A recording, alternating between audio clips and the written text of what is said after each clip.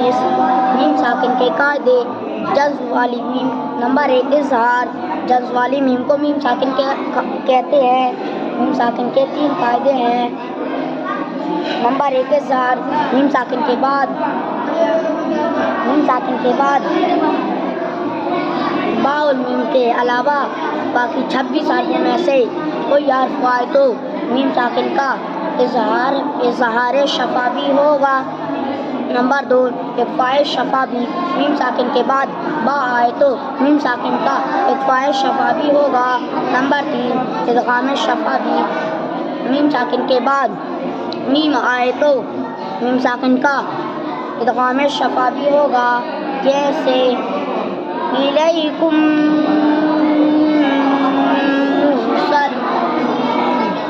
اظہار شفوی کی مثال دو ہم فیہا اخفاء شفوی ان ربہم بہم ہم فیہا حامیم پیش ہم فایا زیر فی ہم فیہا الف زبر ہا ہم فیہا میم کو اوپر میم ساکن کے بعد با اور میم کے علاوہ باقی 26 حرفوں میں سے فا دوسرے کلمے میں ہے اس لیے میم ساکن کا اظہار شفوی ہوگا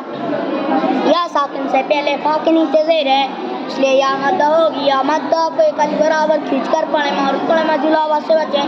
جیسے فا یا زیر فی الف سے پہلے ہا کے اوپر زبر اس لیے الف مدہ ہوگا الف مدہ کو ایک الف برابر کھینچ کر پڑھیں جیسے الف زبر ہا ہم فیہا لکم دینکم